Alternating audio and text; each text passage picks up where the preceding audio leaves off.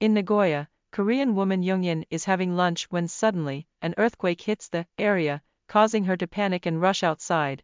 In the streets, she encounters another Korean person, Do-hyun, who is recording the whole deal. Seeing how scared she is, Do-hyun takes her to a special house built by a seismic design architect, making it the safest place in Japan. Earthquakes are Do-hyun's field of work, and Young-in has come to Japan to learn new cooking techniques. The two of them bond over tea.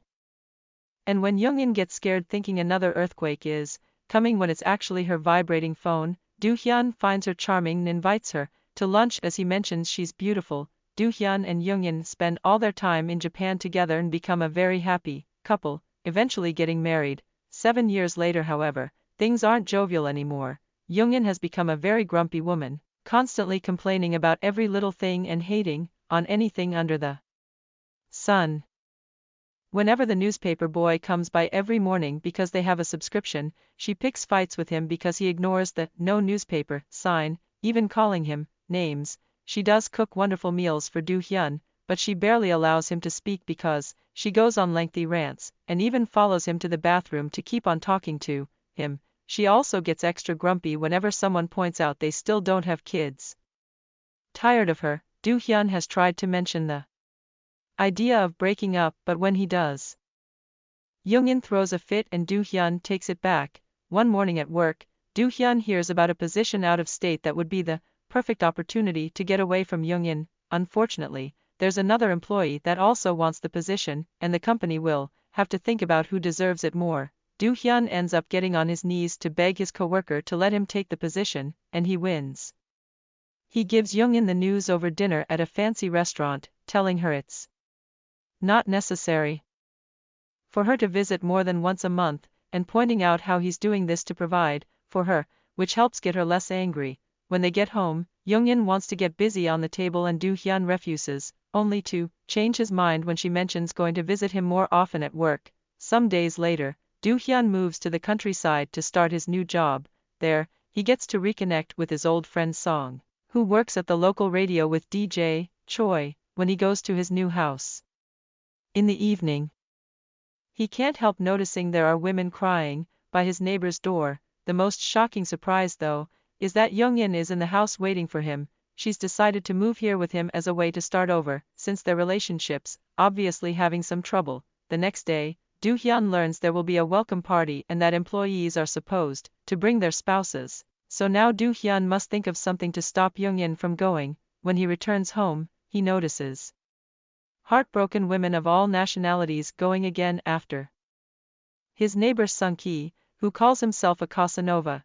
Afterward, Do-hyun tells Young-in about the party and seeing as she hates those kinds of parties, he offers to tell his boss that she's sick. Young-in refuses though, because she thinks it's her duty to support him, so a desperate, Do-hyun throws a soapy plate on the floor to make her slip and break her leg. The night of the party, Do-hyun apologizes to his boss, mentioning his wife is sadly in a cast, but Young-in shocks him by showing up anyway. Supporting herself on a crutch, she's well-mannered when she meets the boss, but when she goes inside to mingle with the other wives, things don't go well. The other wives judge her for her heavy makeup and her lack of kids, so Young-in gets irritated, and causes a scene where she accidentally pulls the tablecloth with her crutch and breaks a bunch of stuff. Do-hyun sends her home in a taxi, but she keeps crying and ranting to him through her phone, only stopping to argue with the driver. When Young-in gets home, she notices Sung-ki is on the roof, considering ending things, and Young-in calls the police to report a murder. Moments later at the station, all the women are waiting outside while Sung-ki gives his statement to an officer and Young-in scolds him for not thinking his life is precious. Do-hyun comes over to pick up Young-in, and one of the cops warns him about Sung-ki. He's well known in town for being a Casanova that women can't resist, so Do-hyun should keep him away from his wife. Do-hyun leaves his card under Sung-ki's door every day until he agrees to see him. The men meet at the beach, and Do-hyun makes his request. He wants Sung-ki to seduce Young-in, to make her ask for a divorce. Unfortunately, Sung-ki refuses, explaining that since he lost his true love Poppy he hasn't been capable of loving again, so he would end up breaking Young-in's heart. Do-hyun doesn't care, knowing she'll get over it, thus Sung-ki begins considering accepting the job. First though, he needs to see Youngin out and about to have a better idea of her, which means Do-hyun will have to get her a job. Some days later, Choi and Song receive Youngin for an interview after Do-hyun asked them for a favor. They like Youngin's rants because they could make for a funny section in their show, but Youngin asks for triple the pay, so Do-hyun will have to pay the difference to keep her busy. Afterward, Youngin and Do-hyun go to a local cafe to celebrate her new job. While Do-hyun is inside making their order, Sung-ki takes the chance to approach Jun-in with some flowers that surprisingly make her smile. The next day, Youngin debuts on the radio with her segment Afternoon Crasher, which is heard by Sung-ki and Do-hyun's co-workers. Then Do-hyun meets with Sung-ki, who has come to the conclusion that Youngin is a very complicated woman, so if he does this, he wants double the money, which Do-hyun accepts to pay. Sung-ki's first attack is to walk by the house only wearing a tank top. But Youngin finds him creepy instead of attractive. Sung-ki takes this personally and finds a challenge in Youngin, so now he wants to do it for his own pride. He meets with Do-hyun again to ask him to make a list of every single thing he knows about Youngin, and in return, Do-hyun asks him not to get physical with his wife. With all this information, Sung-ki prepares his house for his plan, and one afternoon, he pretends to be throwing out a bunch of china. Youngin sees him and tries to stop him because the china is in a good state. And Sung-ki cries to make her feel bad about her constant meddling. It works, and Youngin invites him to her home for coffee. After chatting a bit, Sung-ki leaves while forgetting the box with the china on purpose. Youngin goes to his house to give it back, and Sung-ki invites her to have a drink, impressing her by showing they have many interests in common and not minding how outspoken she is. Days pass and Youngin continues to work at the radio. Her segment is a total success, earning the radio lots of comments on their site when, in the old days, they would only get one spam bot, not to speak of the amazing ratings. Youngin begins to hang out a lot with Sung-ki, who often picks her up at work and takes her on a variety of dates while reminding her there's nothing wrong with liking someone as a person without needing to get intimate. However, Sung-ki pushes naughty thoughts into her mind whenever he can, like the time he teaches her how to milk a cow by putting his arms around her and whispering in her ear. Youngin is smiling more now than she did for the last 7 years, and after she comments on the cow incident, Do-hyun begins getting worried and decides to follow them during their next date. Sung-ki and Youngin are on a carousel at an abandoned amusement park when Sung-ki notices Do-hyun spying on them, so he excuses himself for a moment to drag Do-hyun into the Ferris wheel. There, the men get into a fight, but Sung-ki manages to convince Do-hyun to trust him, because Youngin is almost wrapped around his little finger.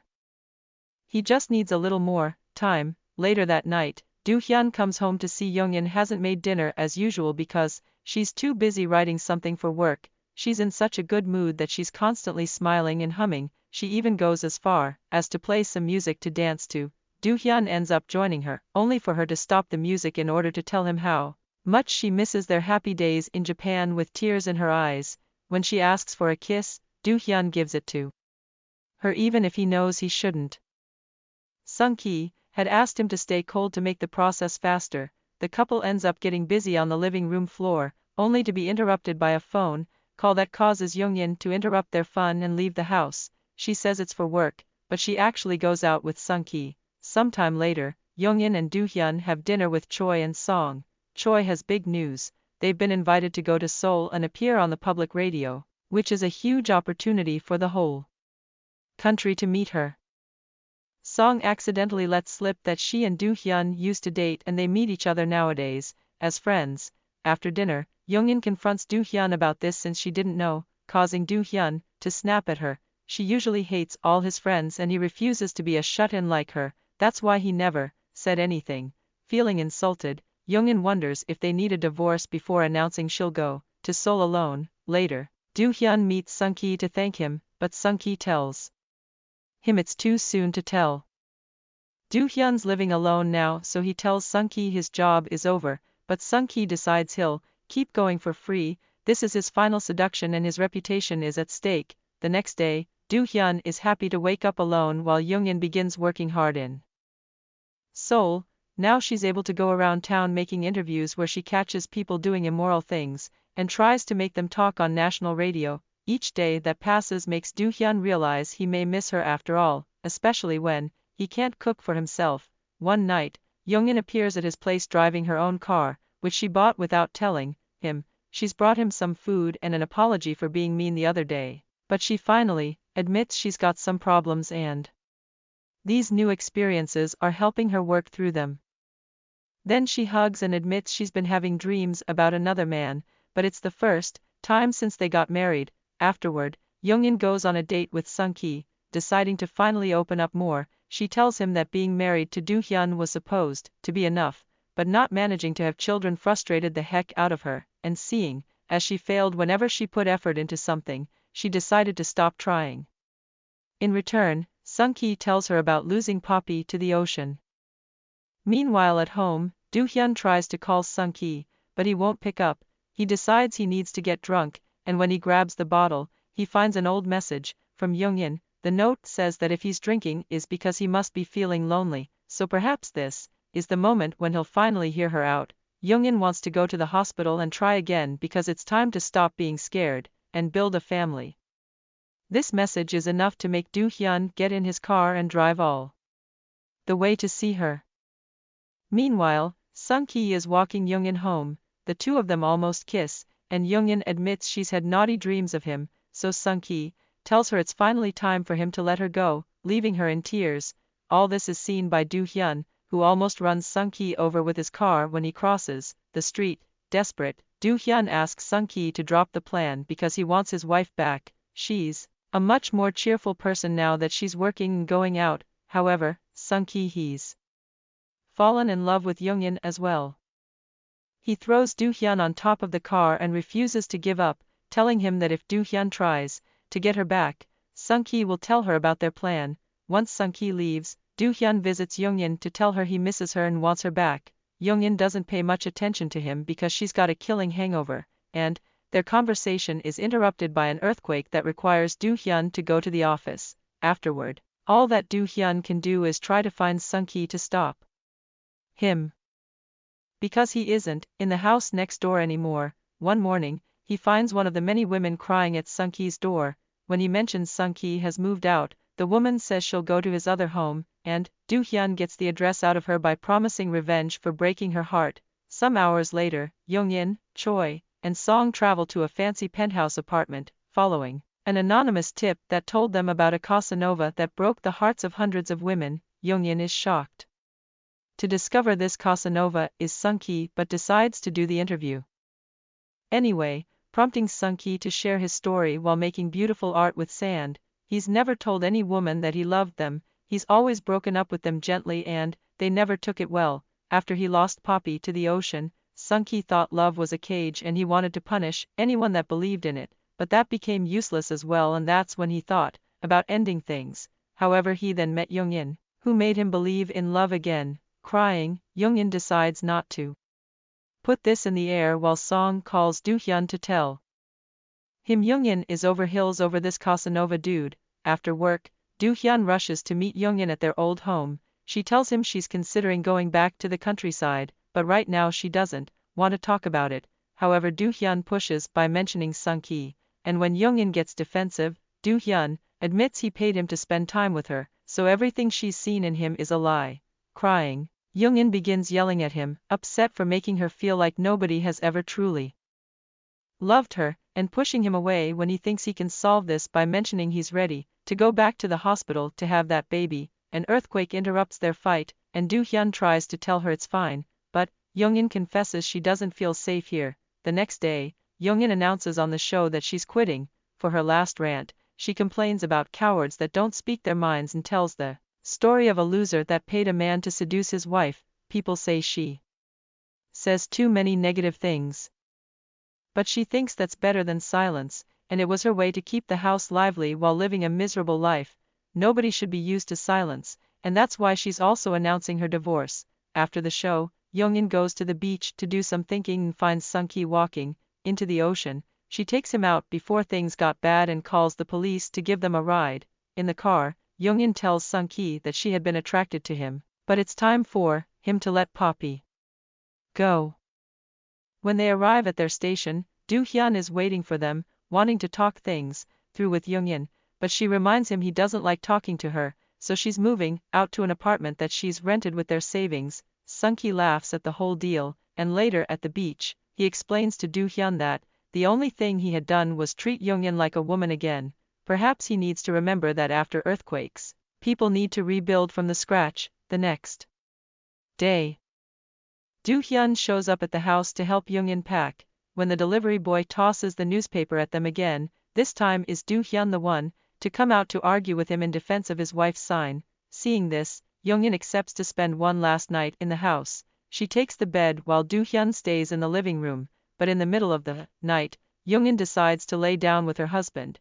When Do-hyun wakes up in the morning, she's already gone. 1 month later, Do-hyun and Young-in meet at the lawyer's office to sign the divorce papers. While waiting, he asks her why she had smiled when Sung-ki gave her flowers the first time, and Young-in admits it was because Sung-ki's words had reminded her of what Do-hyun said the first time they met in Japan. Their conversation is interrupted by a lawyer telling them they're resuming work after lunch, so after Do-hyun complains to them over the wait, he asks Young-in to go have lunch together. At the restaurant, Do-hyun complains again, this time to the waitress about a problem with the dishes. Young-in scolds him for being mean to the staff, and Do-hyun admits missing her criticism. He explains he finally understands she's behaved like that because she was lonely and now he's going through the same, making Young-in smile. Suddenly, Young-in thinks an earthquake is hitting them again and hides under the table, so Do-hyun takes the chance to join her and repeat the words he said the day they met, as a way to ask her to start over. Later when the lawyers call their names, neither of them is at the office. Meanwhile, Sung-ki has taken over Young-in's spot on the radio show, offering relationship advice. He's so good that Song can't help jumping on him right there in the middle of the studio floor.